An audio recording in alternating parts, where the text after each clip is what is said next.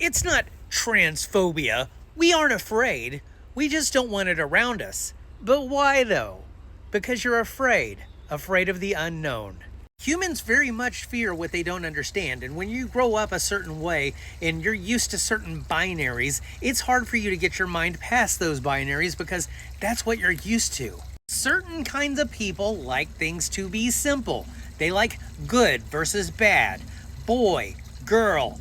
They don't want any type of nuance in between things. They just want it to be all this way or all this way. There's this thing called social identity theory where in our minds, we socialize things as in groups and out groups, where we just kind of decide that's somebody that I might let in my inner circle, and that's somebody that I definitely do not want in my inner circle. And we all have these biases. They're just different things for different people. I will use myself as an example. I have one of these stupid biases, and I think we all do.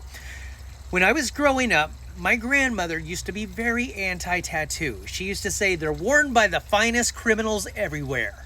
So as a kid, I grew up thinking if somebody had a tattoo, they must be a criminal. And that just kind of deep inset into my brain, so I never wanted to get one. Now, as I grew up, I obviously was surrounded by a lot of people who've had tattoos, and so I had to work myself past this kind of irrational fear of something that was put in my head as a child. And I'm pretty sure most people who are homophobic, transphobic, racist, whatever, have had something similar drilled into their head when they were young. And here's another reason why most homophobes or transphobes don't like trans women. It's because they secretly have an attraction that they don't want. I have known a lot of dudes in my lifetime, and I've had more than one tell me that whenever they walk into a room, they scan the room and try and see which girl is the most bangable, and then he starts ranking them from there.